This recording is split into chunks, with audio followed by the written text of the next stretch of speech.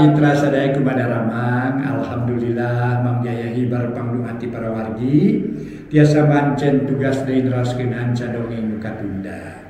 Carios nyambung judulna gara-gara harta karangan Bapak Tatang KS ayeuna nincak bagian ke-28. Kasubri kaum dang sadaya Mang Jaya ngaturkeun nuhun mangga nyangakeun bae. Ari kembang bako naon cenah? Bosomot para mitra, kembang bako bosomot gitunya, kembang bako bosomot gitu. Aduh, mangga tu para wargi dongeng nu judulna nyaeta gara-gara harta karangan Bapak Tatang KS urang teraskeun. Mugi-mugi ieu dongeng tiasa digemakeun etang-etang hiburan pangbeberangan.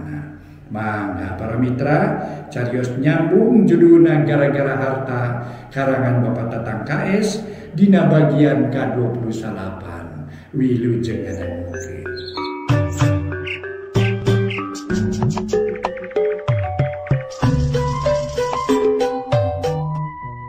Para mitra kaum dangu, wilujeng tepang dangu sareng acara matuh dongeng enteng pangbeberahmana. Mang Jaya sapara kanca bade neraskeun hanca dongeng nu katunda carios nyambung judulna nyaeta gara-gara harta. Ieu dongeng para wargi karangan Uwa Tatang ayeuna teh nincak bagian ke-28. Mangga para wargi dongeng urang lajengkeun deui kersana ajengan dahlan neuteup kana beungeut si Cipeu. Ari Mang Odoy mah jeung Bi Uning jarempe we teu pipilueun ngaromong ukur ting palencerong ka si Cipeu bari ngabandungan kana caritaanana. Mun raos kagetna ti payun waktos abdi sareng Kang Asep mapageuneng Yani ti jenatna Mang Jasik. Aya ajag bodas boga Tande Nyoni sareng si Nyo Pedri. Mali harita upas duanana direweg ku ajag bodas dugi ka Den Nyoni sareng si Nyo Pedri lalumpatan. Kadua kali waktos Neng Yani nikah ka si Nyo Pedri. Kalaya nuju rame pesta diganggu ku ajag bodas sareng anjing di pilemuran dugi ka Neng Yani aya nu nyanak. Mali harita mah Kang Asep nuju aya di tempat pesta kalain uningaeun aya ajag bodas sareng anjing ti pilemuran. Lebet ka tempat dangsa atuh tadi waktos abdi bade kadiekeun.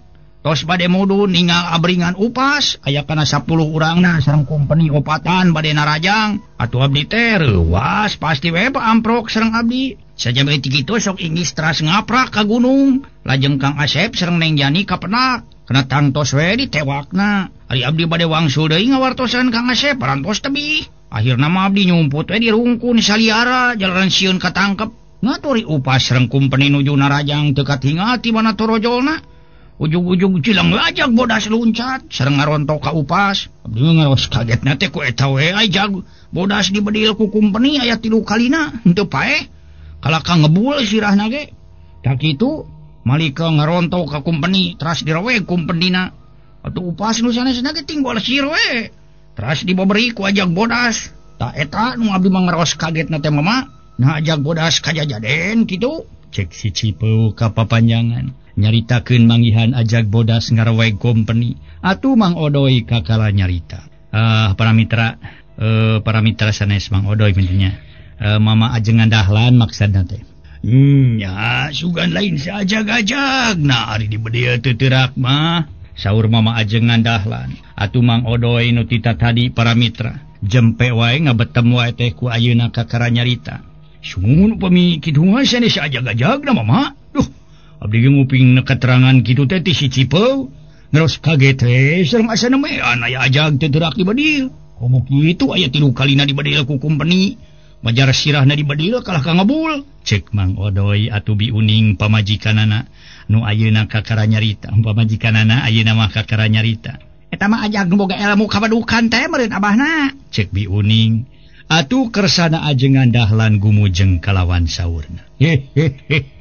Nah, ari Bi Uning kawas ka manusia wae. Di mana aya sato boga ilmu kabadukan? Manusia ge jarang nu boga ilmu kabadukan mah. Lah, Mama didangu teuing lah dasar si eta mah si Ioi balak-bak. Cek Mang Odoy. Si Barwes ya. Heuh, ieu mah sugan jeung sugan. Make nyebutkeun si Ioi balak-bak segala. Si Barwes ya. Jabat cungkrung teh. Teh mah Bi Uning.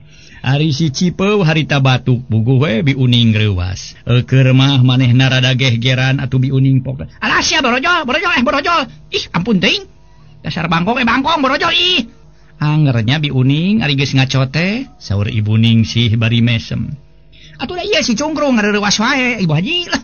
Kesawang we heug teh nya bebeja heula atuh rek batuk teh ulah ujug-ujug jegoh we si borojo dasar si bangkong batuk. Si uning mah tak pikasieun ai atuh. Di mana nu batuk kudu bebeja heula bi uning aduh. Kumaha lamun kuring eta batur nu rek batuk di jalanan kudu bebeja heula kanu ngaliwat.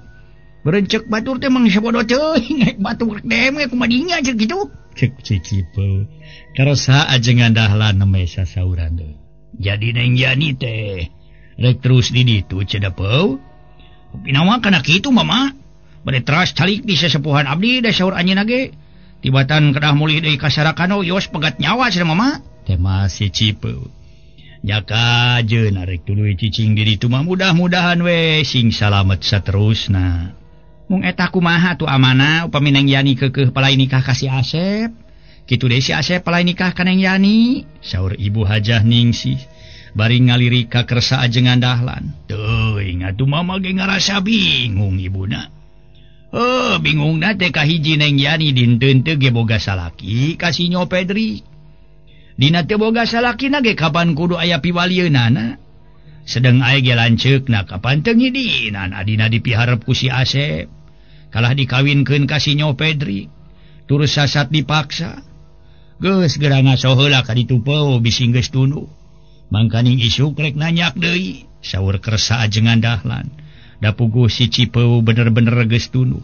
Atuh teu hararese si Cipeu terus ngampih ka kamarna. Kitu deui Mang Odoy jeung Bi Uning ngarampih ka kamarna. Isukna si Cipeu bada salat subuh geus init deui samalah dibahanan beas ku Ibu Hajah Ningsih. Teu kacaturkeun di perjalananana si Cipeu caturkeun. Geus tepi ka tempat Aki Joher kalawan salam ti Ibu Hajah Ningsih ditepikeun ka Neng Yani. Cag urang teundeun di handeulem sieum, urang tunda di hanjuang siang, paragi nyokot ningalkeun mangsa datang urang sampeur deui. Kumaha kaayaan Neng Yani jeung Cep Sumarna? Kumaha satuluyna jeung naha bener eta ajag bodas teh kasebut ajag kajajaden?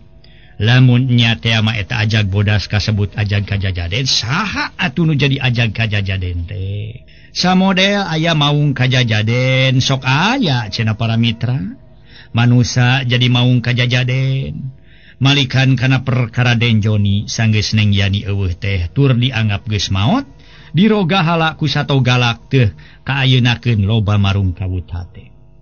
Loba langangluh loba kabingung sabab janji ti si Nyo Fedrik rek ngadupkeun nya dia ngasupkeun jadi kumpeni turek nyenangkeun teh gagal sabab Neng Yani dianggap geus maot. Samalah si Nyo Pedrik geus kawin deui ka bangsa manehna. Ari katamah-tamah pamajikan Denjoni katelah Marwati, loba ngabarung sinang hayang itu hayang ieu. Temahna matak ngajadikeun kapusing keur Denjoni. Dina hiji poe Denjoni ngajejentul di luar budina alum teu lila gerendeng Denjoni ngagerendeng jeroeun dadana. Kasebelan eta si Pedrik. Kapan manehna geus janji rek ngasupkeun aing jadi kumpeni? Turek mangyieunkeun imah buktina jalir tina janji ingkar tina subaya. Peda eta nu jadi adi maot diroga hala ku ajag bodas. Saha manusana nu nyangka rek meunang ka musibatan jeung naha adi aing teh korban diroga hala ku ajag bodas teh meunang ka hayang kitu. Aduh, kumaha pilakueun aing ari geus kieu ye? Jaba nu jadi pamajikan ngabarung sinang wae hayang itu hayang ieu. Menta itu menta ieu.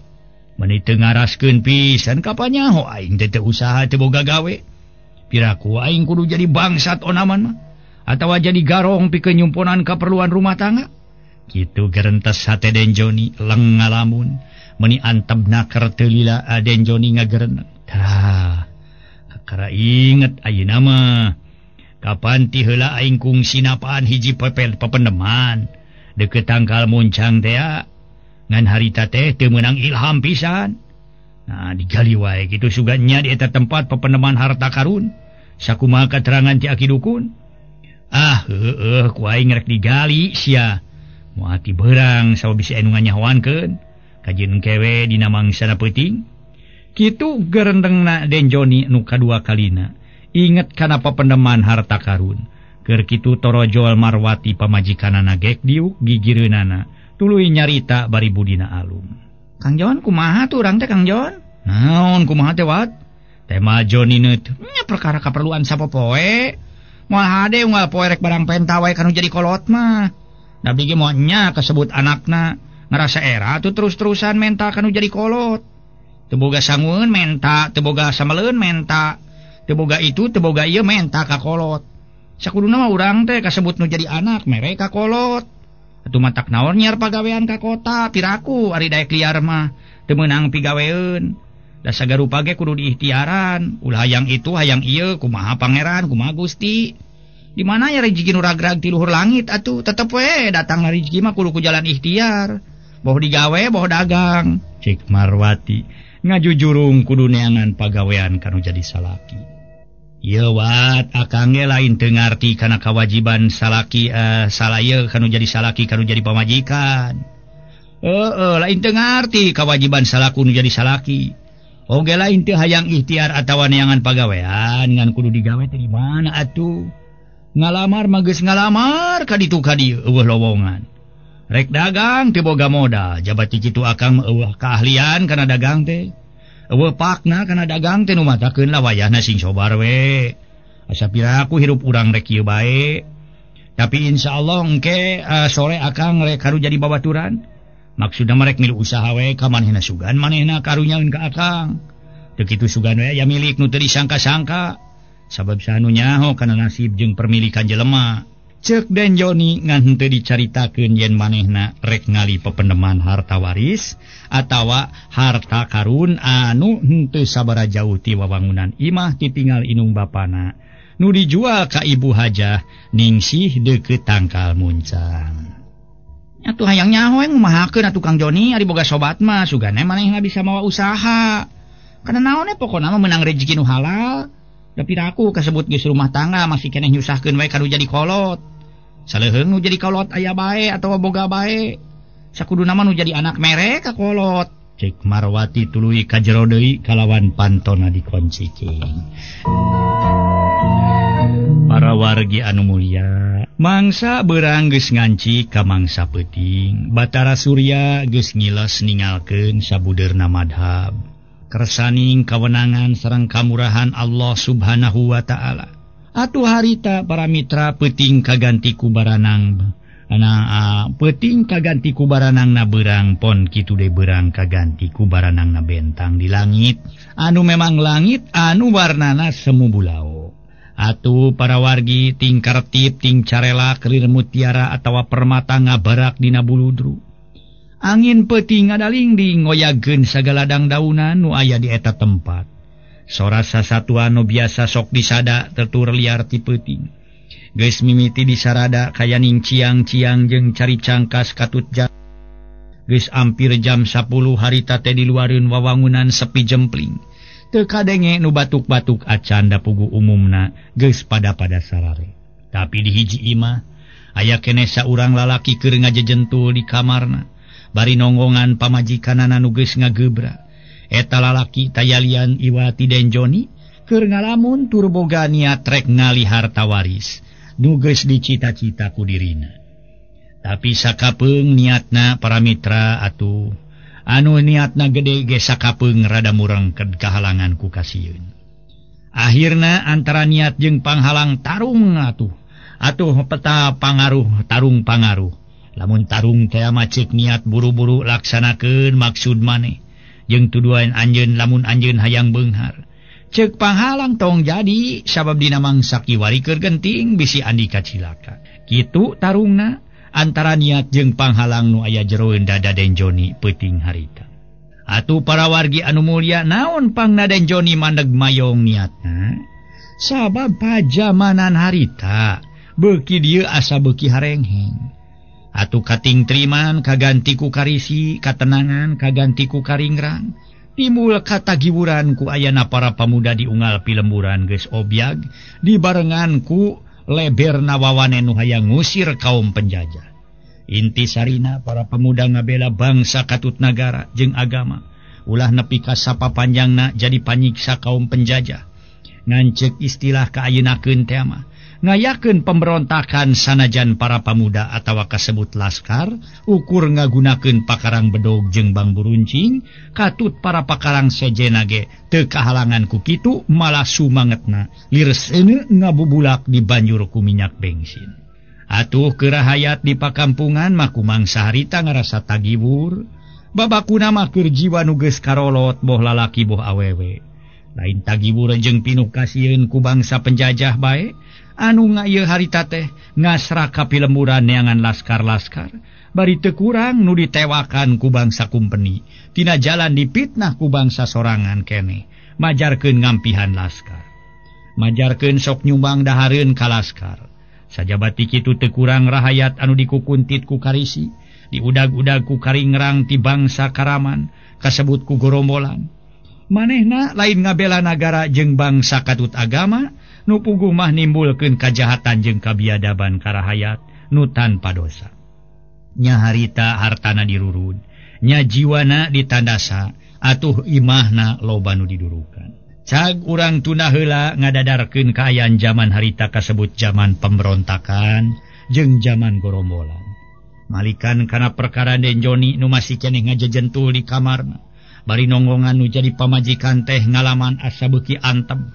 Sakapeung rumenghap narik napas jero bangun anu seunggah pipikiran nya terek seunggah pipikiran atawa rek ngabaluang kumaha keur Den Joni dina mangsa kiwari sanggeus boga pamajikan Kamarwati gawe teu boga rajen boga warisan titinggal tinu jadi inung bapana teu kungsi sataun-taun acan geus beak sawah jeung kebon geus dijualan kitu de duit ladang ngajual imah ka ibu hajah ningsi geus beak caturkeun duit ladang ngajual imah dibagi 3 jeung adina nu puguh mah gegedena ku manehna samalah Neng Yani mah teu kaberes sapeser-peser acan caritana mah diinjem heula keur namahan meuli imah buktina nepi ka kiwari teu kagantian pisan kitu deui boga harta banda kasebut warisan teu bisa ngamangfaatkeun namah para mitra kitu balukarna atuh mending keneh dibere waris ilmu lamun dibere waris ilmu mah atuh mangfaatna kacida pisan gedena malah ilmu mah cenah teu susah nyimpen beuki mineng digunakeun malah beuki seukeut kitu cenah para wargi beda deui jeung harta banda unggal poe dibelikeun kalaka beuki beak para mitra anu mulia nu sami-sami ngadangukeun ieu dongeng atuh memang kitu boga harta banda kasebut warisan nu teu bisa ngamangfaatkeunana sok beak bari teu puguh nyangkarukna da eta dipake kana jalan kamaksiatan. Para mitra sadaya ku dasar kitu Den Joni harita ngagerendeng jeroeun dadana. Kumaha atuh pilakueun aing ari geus kieu. Pagawean teu boga nurut kanu jadi mitoha geus era. Jualeun geus teu boga. Satadina mah aing ngawinkeun si Yani ka si Nyo Fedrik teh saolah-olah rek nurut hirup. Lamun nurut hirup teh mah komo kitu si Nyo Pedrik geus janji ka aing rek ngabuskeun jadi kumpeni rek diusulkeun jadi kumpeni atau diasupkeun gawe di kantor wadana saja bati kitu rek manggieunkeun imah teu kuhan teu siani pae diroga halak wajag bodas lamun teu kitu pasti aing manggih kasenangan aing aya niat rek ngabongkar pependeman harta ngarasa mandeg mayong sok sieun kapanggih ku gorombolan atawa kurahayat di dinya kumaha kana atunya sangkan eta pependeman harta bisa kapimili ku aing ari mau batur pasti kudu dibere bagian leuheung lamun manehna daek narima sapamerean ti aing kumaha lun menta dibagi 2 kana pasti jadi ributna lamun hayang manehna dibagi 2 atuh dilaksanakeun ku aing tungtung nama jadi kieu we kitu bingung kieu bingung aing teh milu ngagabungkeun jadi laskar na ieu nya moal meunang penghasilan nu puguh mangadon rek marabkeun diri ka kumpeni sarebu kali aya kawani ge rek bisa meunang kumaha ngandalkeun pakarang di kampung ukur ngagunakeun bedog jeung bambu runcing sedang pihak musuh ngagunakeun badieu nu bisa ngorbankeun jiwa ti kajauhan lamun dina paribasa teh malir ibarat bonteng ngalawan kadu pacikrak ngalawan merak lah tibatan aing ngagamugkeun diri jadi laskar mah lah dengan datangkeun rezeki mending ngagamugkeun diri jadi gorombolan we jadi garong pugu-pugu jadi garong menang rezeki sanajan menang ngaranyah ti rakyat oge samalah cita-cita aing mah di mana ngagabungkeun jadi gaya garong jadi gorombolan rek ngagancing harta ajengan dahlan mangkading perhiasan pamajikanana loba perlu dipaehan-paehan ku aing jeung pamajikanana lah kitu ge lamun manehna ngalawan teu ngalaman mah moal dipaehan aya anakna sakalian jeung anakna diberesan nyawana ku aing kitu gerentesna.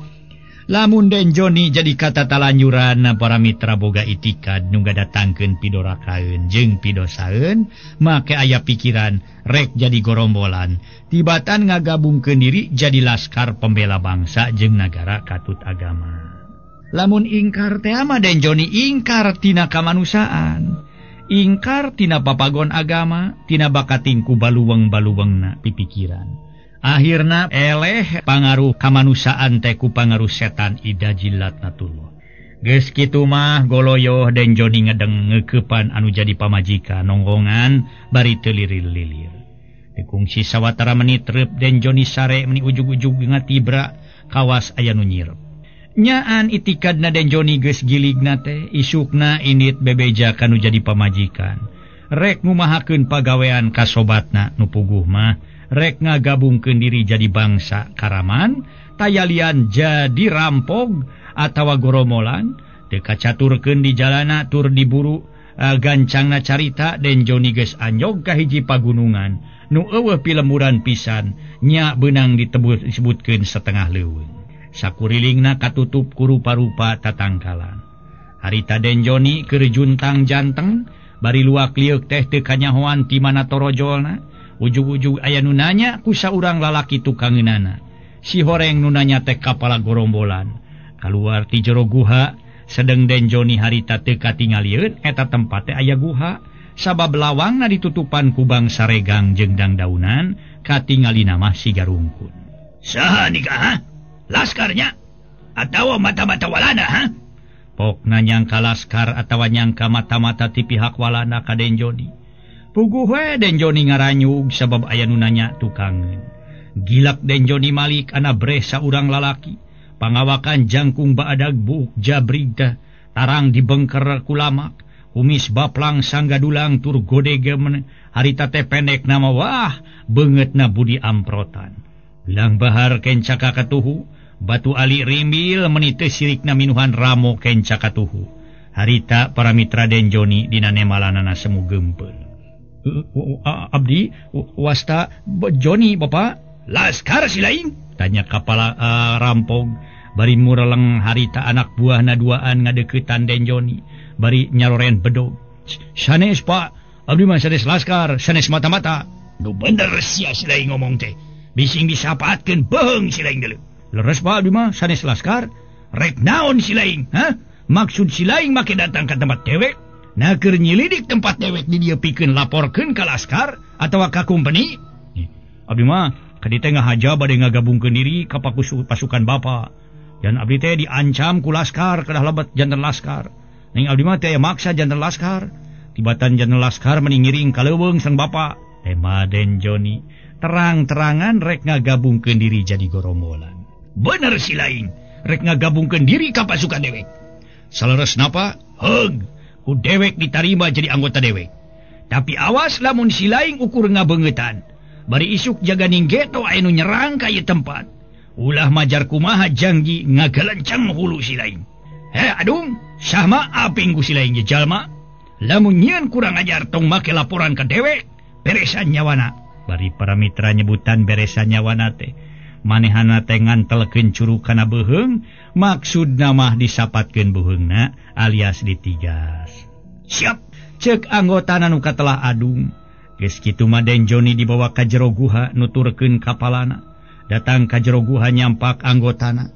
Sabagian keur ngawarangkong, sabagian deui para mitra anu keur gogoleran. Samalah nu jadi gorombolan atawa rampog teh, lain lalaki awewe lain laki wae dalah awewe ge aya. Aya pamajikanana aya awewena meunang ngiwat tur dibere tugas tukang masak. Para mitra kaum dangu mangga dongeng urang lajengkeun. Harita para wargi Den Joni geus dibere pandangan. Ceuk istilah ayeuna mah ditatar ku kapala gorombolan atanawa kapala rampog. Nyati harita Den Joni terus cicing di gunung jadi anggota rampog. Dia peuting ngalaksanakeun tugas jeung babaturanana ngasrak ka unga pilemburan kalawan ngagangsing harta banda rakyat samalah teu kurang rahayat nu dikaniaya ku Den Joni. Ngan kitu jeung kitu we pagawean Den Joni jeung baturna teu beda ti kalong. Ti beurang nyari rekem di jero guha repeuting liar ngasrak ka pilemburan. Dina hiji peuting Den Joni jeung babaturanana kurang leuwih 50 urang ngadatangan hiji pilemburan nu teu sabara jauh ti sarakanana ajengan dahlan. Harita sanggeus ngagangsing bandara hayat di hiji pilemburan teh terus ngadatangan kasarakan ajengan dahlan. Atuh para mitra ajeng babaturanana. Kira-kira wanci janari leutik Den Joni geus tepi ka bumina ajengan dahlan. Anu kabeneran nuju karulem harita teh sareng garwana menita libra. Kitu deui para mitra badega jeung lanjangna tayalian Mang Odoy jeung Bi Uning oge. Peuting harita dikersakeun tibra ti bada isa teu lilir-lilir. Biasa Mang Odoy mah para wargi tengah peuting teh sok kacai. Balik ti cai tara buru-buru sare desok terus ngajejentul bari ngelepus udun. Tapi peuting harita dikersakeun teu kadenge batuk-batuk acan. Kalacat Den Joni unggah ka teras dibarengan ku baturna opatan, tuluy ngageledor pantol. Hari baturna sawareh deui ngagarimbung dinusuni. Pareng Ibu Hajah ningsih lilir anjeunna satengah ngimpen ngadangu nu gegedor kana panto teh korejat gugah. Kalayan ngaguyah-guyah kersana ajengan dahlan carogena bari para mitra di sauran laun. Waktosna CF.